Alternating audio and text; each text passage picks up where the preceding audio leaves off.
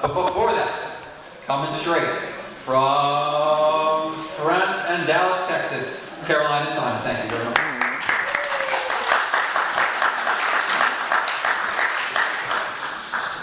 So we're going to try and cover steps 4 through 8 in the last 45 minutes to an hour that we have. We're going to do our best to get through that. A couple of things just to back up on step 4, what Caroline mentioned. It's like, this is if anybody is telling you to do a 4th step that is contrary to the way the Big Book instructs, I would question that.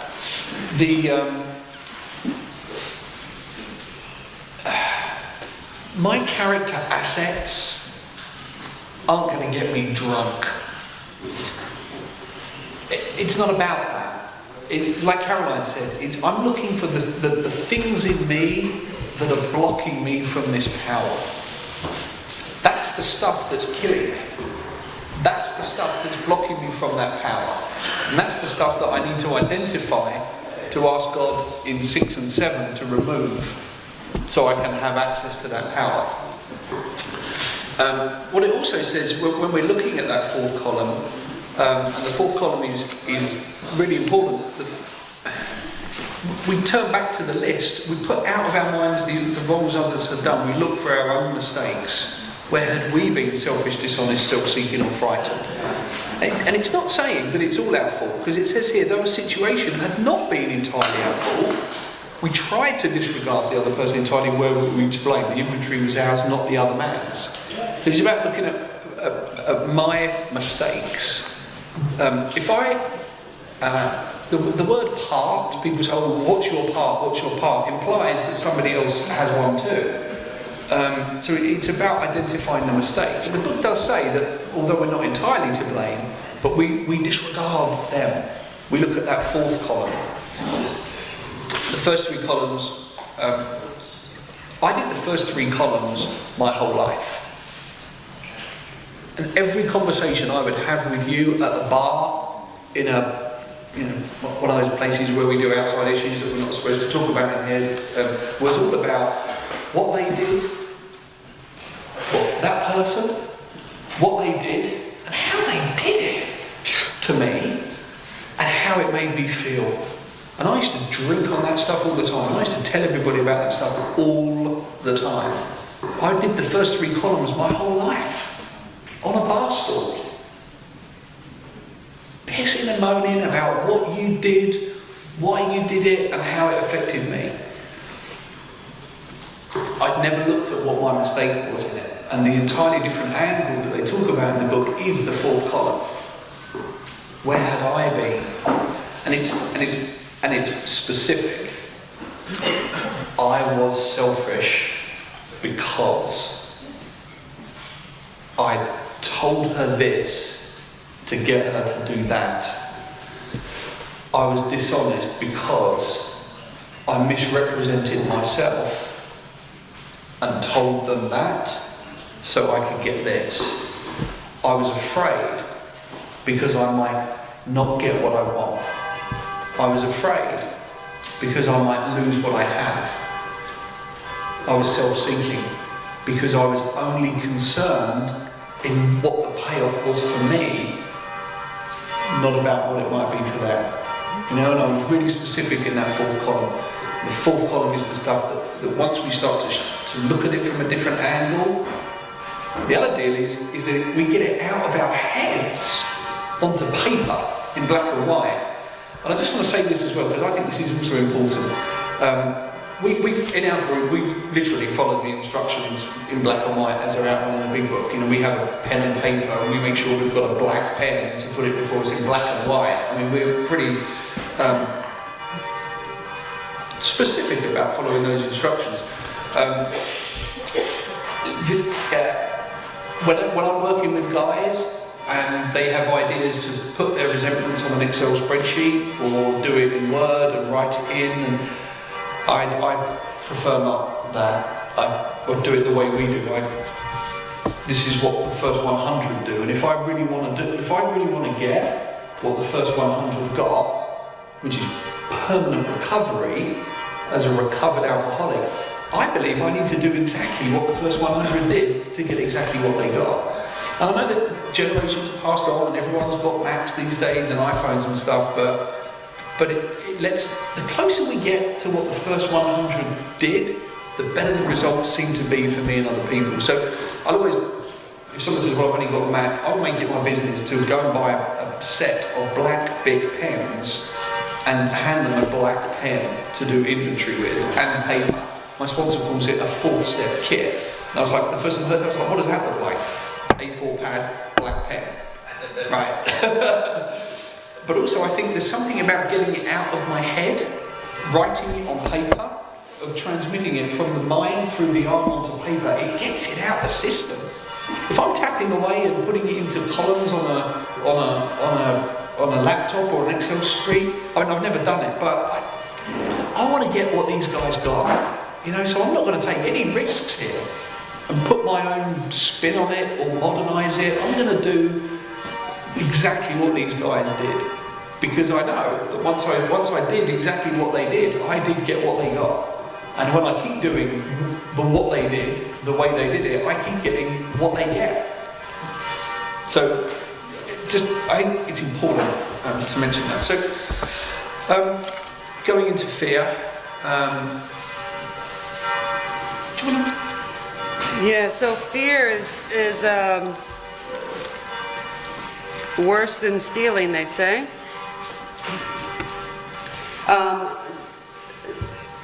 Simon mentioned earlier, read from it, driven by 100 forms of fear. Like, in my experience was that every mistake I listed in the fourth column was driven by fear. When I play God, it's because I'm being driven by fear. So we list our fears, because now I want God to be driving, not fear. I want God to be driving, not me. So we list on paper our fears, and it's as simple as that. We list them on paper. We ask ourselves why we had them, and then it answers the question.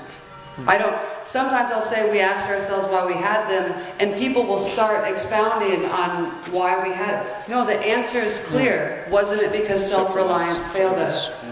That's absolutely the case. I don't like to not know.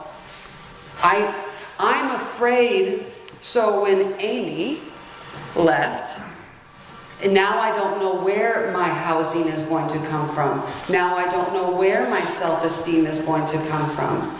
Now I don't know where my security is going to come from. Because I can't see it, I can't manage it. So I'm afraid.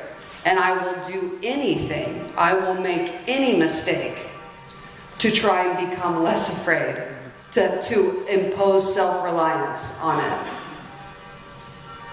I will lie. If I don't know how I am going to eat because I don't have money, I will steal food because I am afraid, not because I'm a sociopathic thief. It's because I'm afraid I don't know how to self-reliantly be sure of where I'm going to eat next. Fear it says it's fatal. Fear is fatal. The things we do out of fear are fatal. So we list them on paper. It's as simple as that. Yep. Thanks, Caroline. And I think something else on fear as well is that most of the fears I had when I look at fear, and I first looked at fear, they were never really. I was never really afraid for somebody else.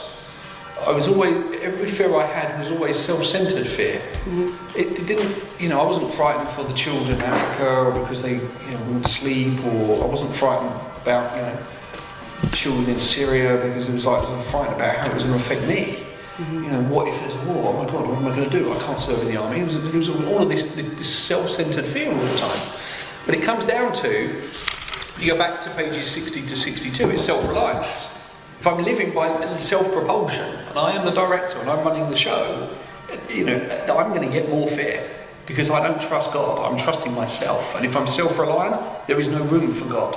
There is no room for another power. It is all about me, and I am the director of my own destiny. And when that and because of the way I'm thinking and the way I'm living on 60 to 62, it has to go my way. It never goes my way. Therefore, it's an open door for more fear and resentment. So I'm causing this stuff. The other thing that was a revelation for me is most of the fears I had never happened. It was negative anticipation of events that I thought or would be concerned might happen. Yeah. And in the very rare case, what I have found out is in very rare cases, sometimes that event happened, but the fear of it happening was worse than the actual event happening. And it's like, what is that about? You know, I spent literally hours worrying, talking, praying, about this event. What happens if? And then the event did happen, but I didn't have any fear around it anyway. So I'm frightened of something that hasn't happened, or I'm frightened of something that might happen, but even when it does happen, once the event has happened, I'm not frightened of it. We are the makers of our own troubles. They arise out of ourselves. And it's very funny. The delusion. The fear is delusion as well. Because what I'm frightened of will change the way I perceive something. And there's somebody in Alcoholics Anonymous that I don't often quote so much, but on this particular acronym I think he was spot on, and he breaks down fear and he looked FEAR, it's false evidence appearing real, and I think he's very, very succinct that it's this stuff that appears real but actually isn't.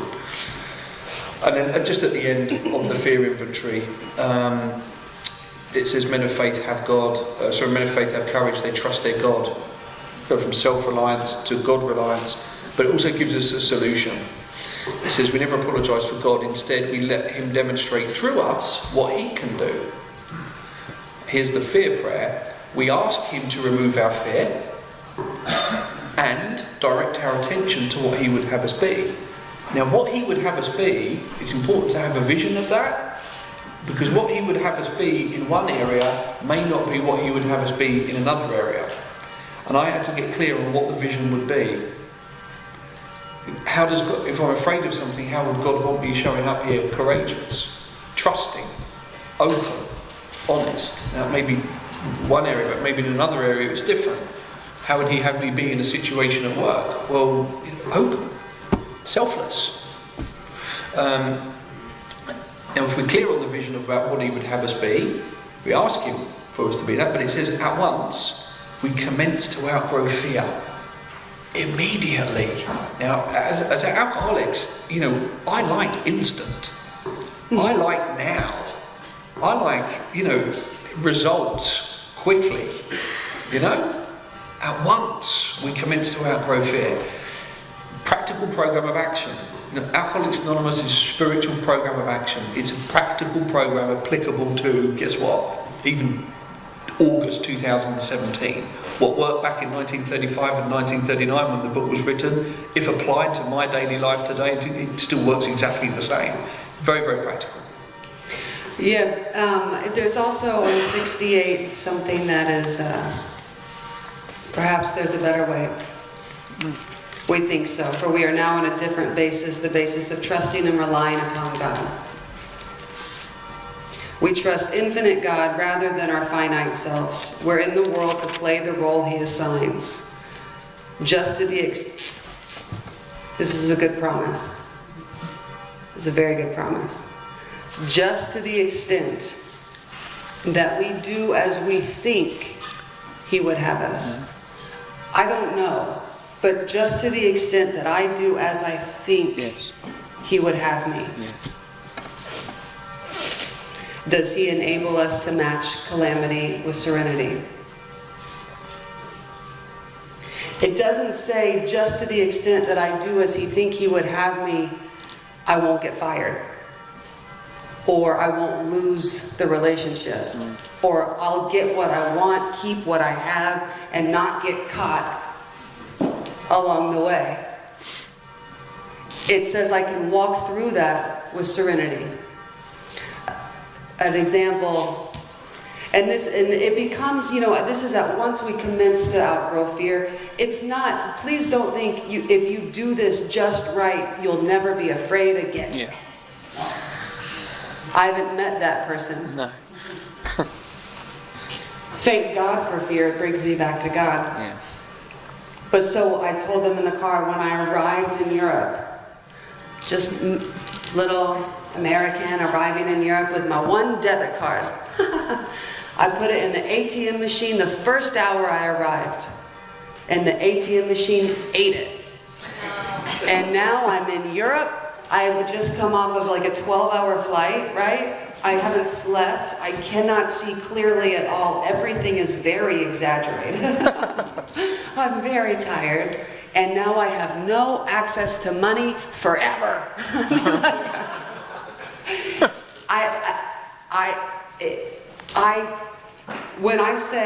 When this says, we asked ourselves why we had these fears, wasn't it because self-reliance failed us? I wasn't afraid because it ate the card. I was afraid because I did not know how it was going to be okay. Just to the extent that I did as I thought God wanted me to do, which the best I could do was not murder my wife. For some reason, I was mad at her. I don't know why. Just to the extent that I did as I thought God wanted me to do. And I've had enough experience in these 10 years knowing that somehow this experience will allow God to demonstrate through me what He is capable of. And somehow that's better than me having instant access to money. Even though I can't see it and I can't understand it, I can still be okay. And lo and behold, here I am, still alive, and with a good example. So, none of it went my way. And that was what was so frightening.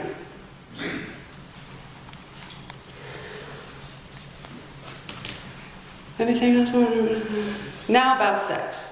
Okay. Go ahead.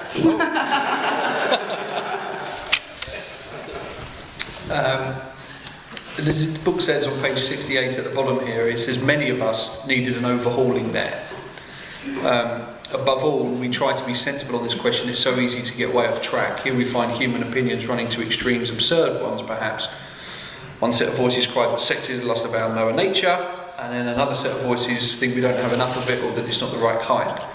And the book says here, we want to stay out of this controversy. We do not want to be the arbiter of anyone's sex conduct. Good advice for sponsorship too. We've got guys I'm working with who are married or in relationships, and they come to me with, it's just, I don't know. Do inventory on it, ask for whatever has been removed, go make amends, and ask God. But what they do here in this inventory I think is great.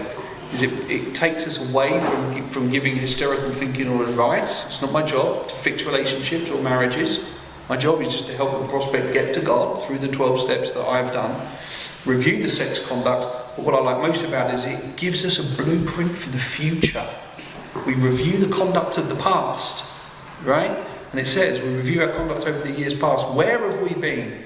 God, we're looking for this stuff a lot, huh? We look for selfishness a lot again, dishonesty again. These are the things that block us from God, which we look for in step 4, that we continue to watch for in step 10.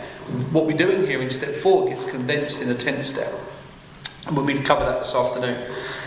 But it says, who did we hurt? 5 questions. Where have we been selfish, dishonest or inconsiderate?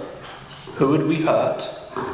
And just putting myself down there is a very selfish thing in itself. We could look at the wider circle of who we've hurt too. Did we unjustifiably arouse jealousy, suspicion or bitterness by our action? Where were we at fault? What should we have done instead? We get this down on paper and we look at it. Same type of process. Again, it's not about the act of, it's about how I show up in the lives of the opposite sex. My mum, my sister, my co-workers, women in AA, women at work, women within clients, people that I've flirted with, people that flirt with me. You know, all of these. There wasn't very many there, by the way. That went on my 4th step resentment inventory too. But I make a list of all the opposite sex, and I look at it. But what I like most about this inventory is once we put down on paper, it says, in this way we try to shape a sane and sound ideal for our future sex life. So we're going to go back and we're going to clean up a lot of the mistakes there around our past, but in the future it says we subject each relation to this test. Was it selfish or not? We ask God to mould our ideals and help us to live up to them. Remember that our sex powers were God-given and therefore good, never to be used lightly or selfishly, neither to be despised or loathed. Remember, this is about our future sex life. We review the past and we look at the future. Whatever our ideal turns out to be, we must be willing to grow towards it. We must be willing to make amends where we've done harm, provided we don't bring around more harm in doing so. In other words, we treat sex as we would any other problem. And in meditation, there's a prayer. We ask God what we should do about each specific matter. The right answer will come if we want it. So it gives us, we clean up the past and we have a blueprint for the future. And it says, again, to take me out of the equation, God alone can judge our sex situation. Counsel with others is often desirable, but we let God be the final judge. We realise that some people are as fanatical about sex as others are loose. We avoid hysterical thinking or advice. And then this is where great sponsorship comes in, because my sponsor, I don't know. What do you think I should do about her? Oh, I don't know. Ask God. What? Ask God. Always back to God. God is the final judge. And just one of the last thing on here as well is there are a couple of, on page 70, there are a couple of areas in the book where they threaten we will relapse again. They threaten we will drink again. One of them is around not doing a thorough house cleaning in step 4, because when we come to step 5 it says we will probably drink again if we hang on to something. The other area that it threatens is around fear of our creditors if we're liable to drink if we are afraid to face them in step 9. And the other area that they threaten relapse again is around sex amends. Because it says here, suppose we fall short of the chosen ideal and stumble. Does this mean we're going to get drunk? Some people tell us so, but this is only a half-truth. It depends on us and our motives. If we are sorry for what we've done and have the honest desire to let God take us to better things, we would have been forgiven and learned our lesson. If we are not sorry and our conduct continues to harm others, we are quite sure to drink. We're not theorising, these are facts about our experience. What I've experienced around the sex inventory is it appears that when I have fully cleaned house and made amends for harms done in the past around sex, it appears that I don't repeat the same harms today. When working with other men, if they haven't, it appears that if they haven't cleaned up all of their sex amends, they're still acting out in the same way today. And I think there's a direct correlation there in how we clean up the past to how we're acting today. But it does say that we would drink again. And it says, to sum up about sex, we earnestly pray for the right ideal, for guidance in each questionable situation, for sanity and for strength to do the right thing. If sex is very troublesome, we throw ourselves harder into helping others. So there's a lot of prayer around sex. There's a lot of inventory. There's a lot of prayer. There's a lot of seeking counsel. There's a lot of meditation, and working with others. So there's a lot around that. It seems to be a pretty big area for us when we get sober, but also when we stay sober, because it was pointed out to me again with great sponsorship that this area of sex is the closest thing that changes the way we think and the way we feel, similar to a spiritual experience. And it's one of the things we do which changes the way we think and changes the way we feel. So if left untreated or unchecked in this area, we will act out in this area again in the future. And it says that if our conduct continues to help others, we're going to drink again. So it's really, really important when doing this sex inventory to be very honest, very thorough, but also in the amends process to go clean all of this up clearly, properly, make amends where the harm has been done, and then work with the future vision for the future sex life. Because there's no point in me cleaning up amends on sex harms if I keep doing the same mistakes today. This is where I need God's power. I need God's power to help me change. And the vision for my future sane and sound sex life has to come from that sane and sound ideal. And I have to ask God to mould my ideals. Because if I rely on myself again, agnosticism, in how I want things and the way I want my relationship, then I'm going to make the same mistakes again. For sure. So it's a big area. Big area. Thanks. Yeah. The sex inventory for me was the biggest revelation of my journey in Alcoholics Anonymous. Because I came in having spent my whole life victimized by all the people I had been in relationships with. Victimized by all the people who... I was very much a martyr. In my mind. Here's what I didn't realize. When my self-esteem is at stake, I will go to any lengths to find out that you like me. I will go to any lengths to find out whether or not you think I'm attractive, whether or not you want to be with me. I will flirt with anyone, not because I'm giving them anything. I want to know from you, what do you think about me? It's very sick.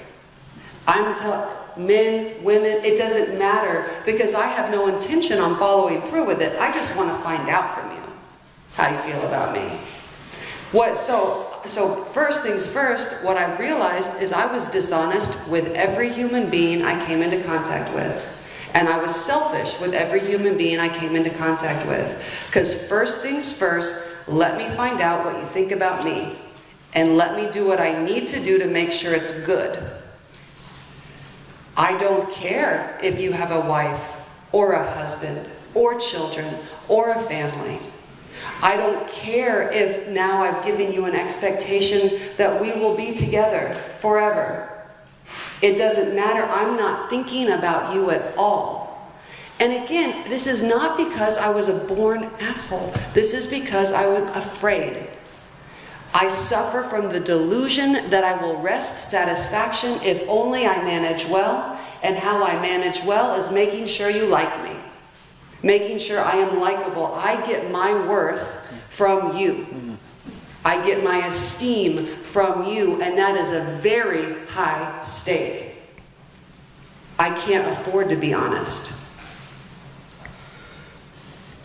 You might not like me. And then I'll die. I mean, like, I don't know what I thought would happen. I don't know what I thought would happen. But I don't know, again, but if you liked me, that increased my chances of you hiring me, of you giving me money, of you buying me a drink. I mean, all of my third column instincts were met by making sure you liked me. And I'm telling you, I would go to any length. And it wasn't that I didn't want to hurt you. I just didn't even consider that you had a feeling in your body. It just didn't even occur to me that there was another human being on the other end of this relationship. And that was shocking. Because again, all I remembered was that I was making everyone sandwiches. Do you know what I mean? So I thought that I was a victim. I thought I was a giver. A martyr. Because certainly I wasn't actually enjoying it. I wasn't really getting anything out of it. I was having to have a lot of relationships with people I didn't actually want to have relationships with.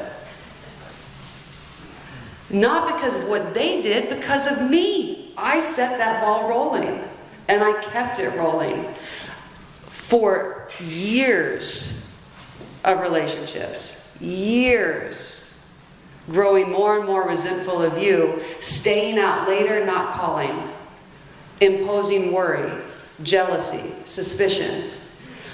I flirted in front of my girlfriend so that she could see how attractive I was to other people. How sick is that? And I didn't want to hurt her.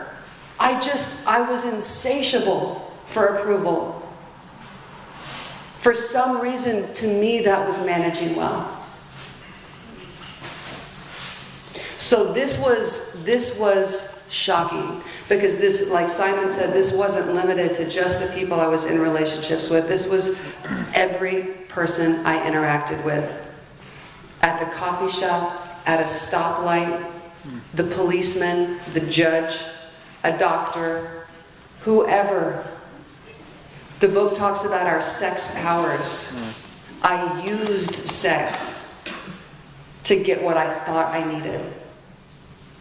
And I didn't want to hurt you, but it just couldn't be helped. So when I use this to mold my sane and sound sex ideal, I have sponsees who are like, well, I want him to be tall. No, that's not what we're talking about. I want to be honest. I never was honest for not even a second. I was too afraid. I would not get what I wanted, I would lose what I had, or I'd get caught.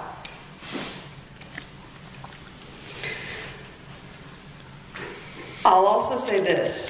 I was talking with someone earlier about this. When I came into AA, I was in a relationship. I did not understand all the fuss with my sponsees having all this sex troubles. Then my relationship, as I referenced, she left. Suddenly, the sex troubles. Suddenly, now online dating was very important to me. I didn't know, I had to find another hostage. I had to find another source. I did not know. I didn't know that I used people. I didn't know that I used them for my ambition, security, and self-esteem until I lost the person, and with them, I lost my security, ambition, and self-esteem. That's how I found out. That was a painful day. But fortunately, Match.com. So, okay, who's next? You know? And now suddenly it's complicated. It is complicated. Not hurting people isn't so, not being selfish, but there's a lot of room to not necessarily know every second what God wants me to do in this moment, because it just requires that I have this sane and sound sex ideal that I am working towards. I am allowed to falter along the way. If I mess up, will I drink and die? Not necessarily. And that's true for the whole rest of my life, in all of my affairs. This isn't about me being perfect. This is about me always seeking God. And sometimes, no, every time I make a mistake, I get a bigger God. So it's okay. But I have to always be seeking a bigger God. This is why the 10th step and the nightly review is so important. Because at the end of the day, the gift we've been given is the ability to seek the wonder of God, not the wonder of myself. There's no virtue in me beating myself up over a mistake. It's not about my imperfection. It's about God's perfection. What a gift. And our relationships with other people are the best opportunities for us to falter and grow. Falter, grow. Now that I'm married again, oh my gosh, I falter every hour and I grow every hour.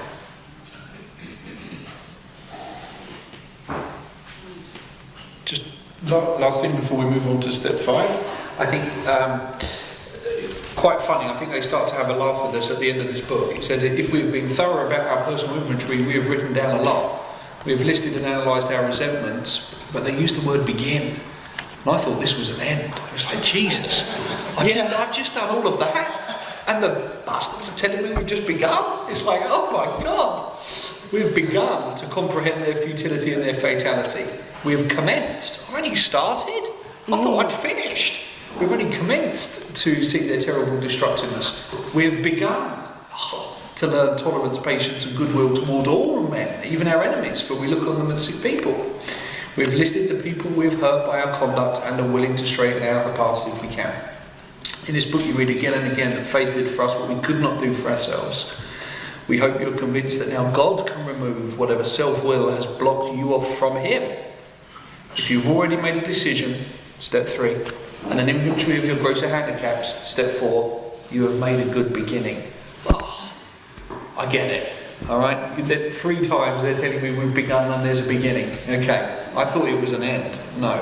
There's 12, not 4 steps. That being so, you have swallowed and digested some big chunks of truth about yourself. And throughout the book, before we move on to step 5, it's interesting because I think I do a lot of work. We did a lot of work in these steps, and even when we get to step 11, they're telling us we've begun. After step 5, which is a big deal, they said we have begun to have a spiritual experience. So we're always beginning as we go through those steps. Should we move on to? Yeah, if it's okay, I want to say just one other thing. The book, almost on every page, it's very clear the root of my trouble is me and my selfishness. Yeah. So the solution is getting out of me, help others. It's almost like worry about me, suffer. Help you, free. Yeah. Here's the thing. I can't seek to help you if I need something from you. In the 10th step, it talks about our code is love and tolerance for others. I can't actually love you if I need something from you. If my well-being is in your hands, I can't even see you clearly to love you. You have to be free. I have to love you as you because my instincts are being met by God. So I am now free to love you. And it's important because yes, it is a virtue to help others, but for us, that's what saves our lives. So it's very clear when anger and resentment and fear, they aren't just painful, they are fatal.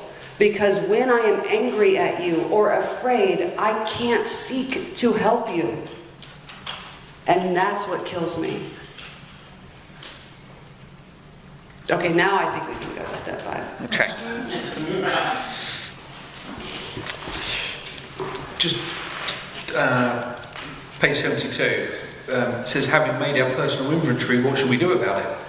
We've been trying to get a new attitude, a new relationship with our Creator, and to discover the obstacles in our path. We've admitted certain defects, and the certain defects we're admitting is the selfishness, dishonest, self-seeking and frightened. Yeah? That's all we're looking for in the 4th step in the resentment inventory. We've admitted certain defects, we've ascertained in a rough way what the trouble is. We've now put our finger on the weak items in our personal inventory. Now these are about to be cast out.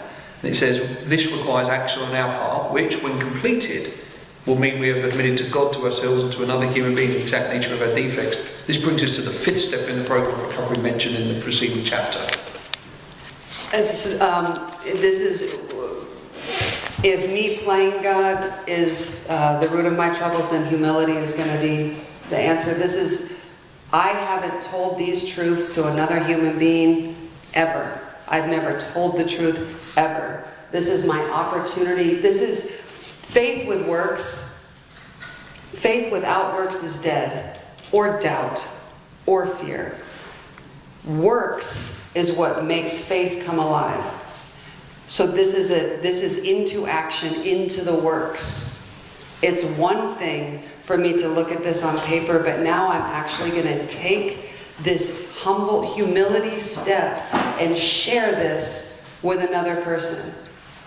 Until I do, I'm still running the show, trying to make sure no one ever finds this out.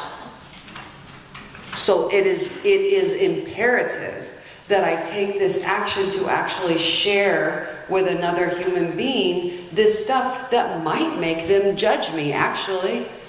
The coolest thing happened as we go into this,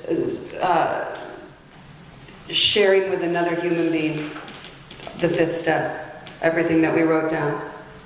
The reason I would never share any of these things with another person was because of the threat that they might judge me. I had one thing on my fourth step that I could not share with another human being. I couldn't. I wouldn't. And I didn't. Because I knew she would judge me. A year later, I'm wishing I could take a drink. And I know it has to do with this one secret. The coolest thing happened. I called her up and I said, I have to tell you one more thing. And I told her, and she was shocked. She did judge me. And I got free. How she felt about me meant nothing. It in no way stopped me from getting free. She judged me and I didn't die. And it was a judgeable thing.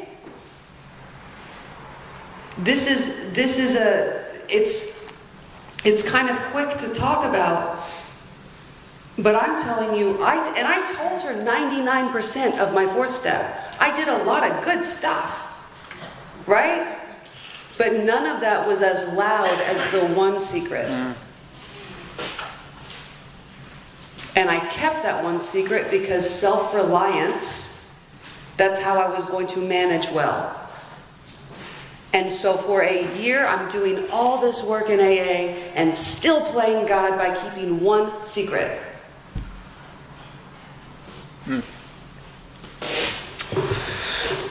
My job as a sponsor in that fifth step, is to be the instrument of which the protege accesses God. I'm the instrument to help that person access that power and explain their roles to that power. I also have another job, which is I'm listening with a pen and paper, and I am making a list of people that they may have harmed, if they may have missed it when they took that harm list when they did their inventory.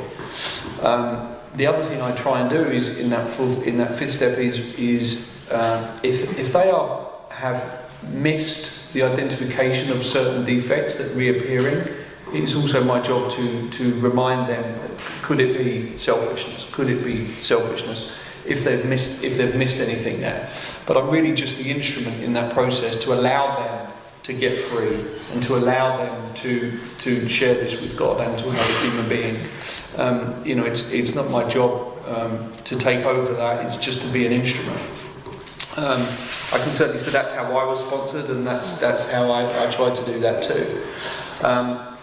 This depending on the size of the inventory can take a period of time, and I try and block out a good chunk of the day for these things.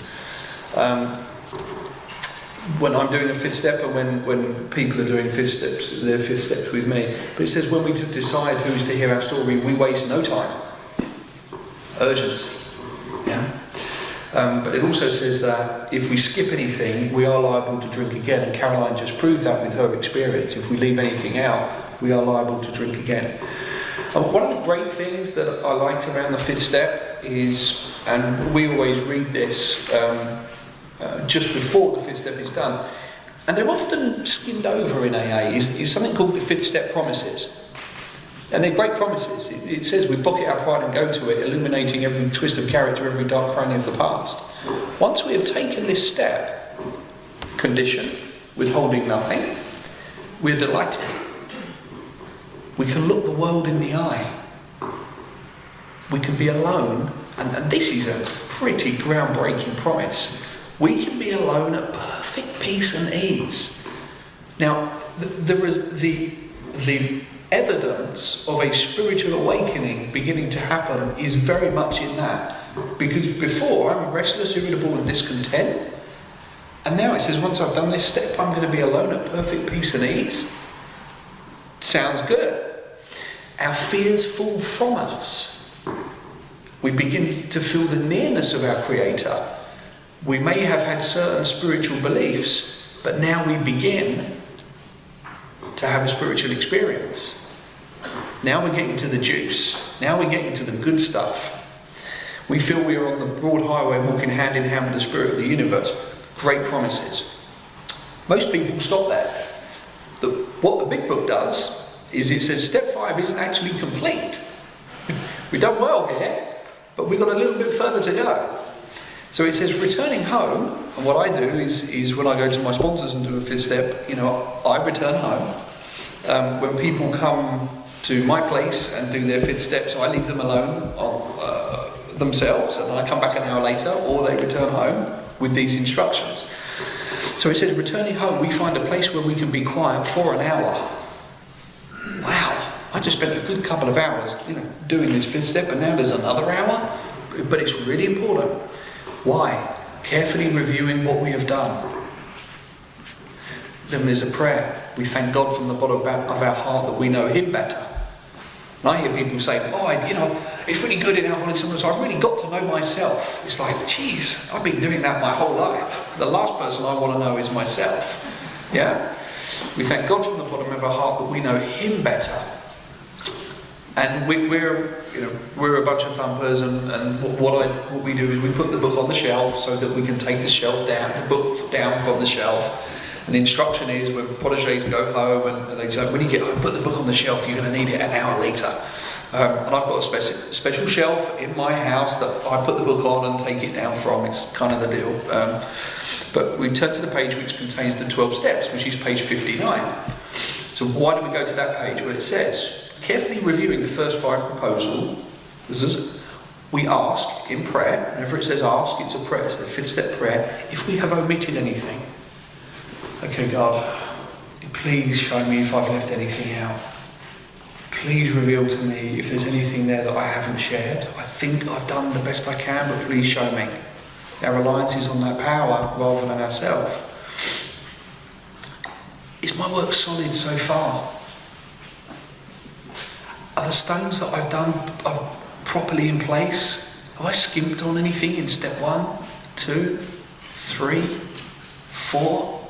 Oh yeah, there's him. I better put him down. Put him down on the inventory.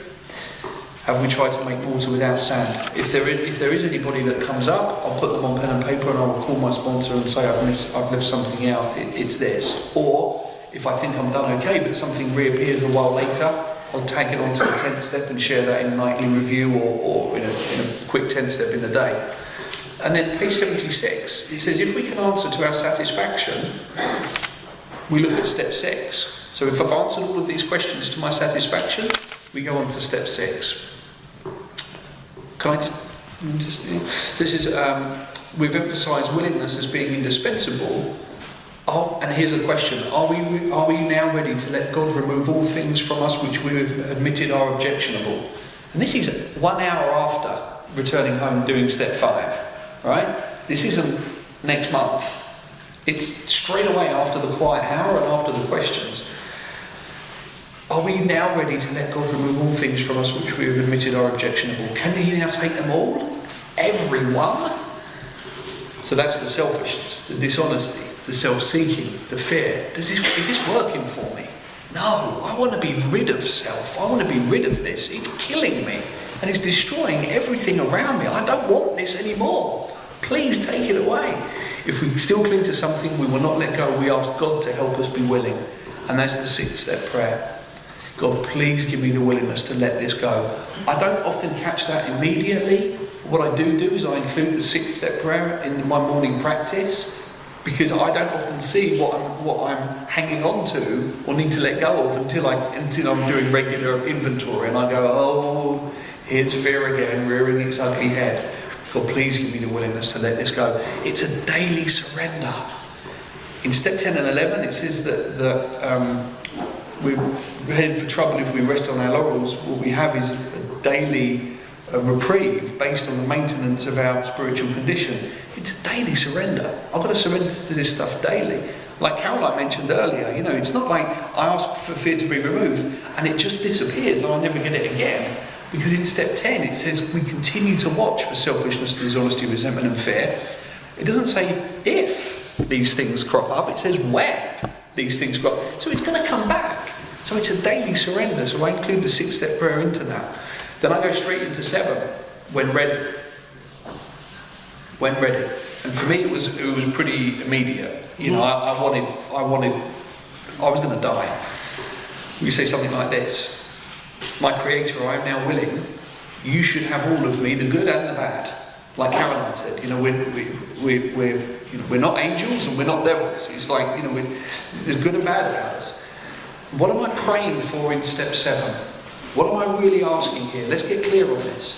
I pray that you now, immediately, remove from me every single defect of character, but pay attention, which stands in the way of my usefulness to you and my fellows.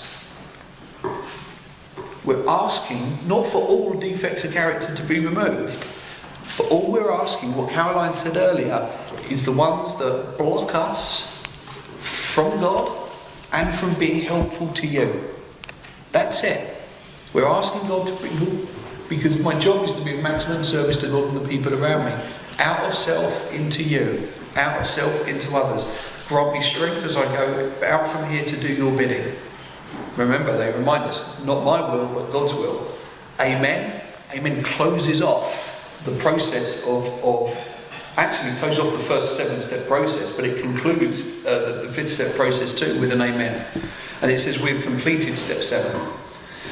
Now, I know we're going to close just real quick, but that process of 5, completing 5, the quiet hour, after the quiet hour, the questions in or out after the quiet hour, and then 6 and 7, all one process, should all happen in the same time. And we conclude with amen. So just wanted to run through that. I know that was fast, but in this process, the steps, it now picks up real momentum. We get faster and faster in this process as we are racing to find that power, to have that spiritual experience. And remember, I'm just talking about this from first time through the work. So it's people say, what do you think this is? Is a race? Yeah, I do. Newcomer, first time through the steps, it's a race. Absolutely, because alcoholism will kill you. So it starts to pick up momentum, which I'm sure we'll go more into. Yeah, and we'll need action and more action, and we'll do that, I guess, right after lunch. Action. And scene. Action.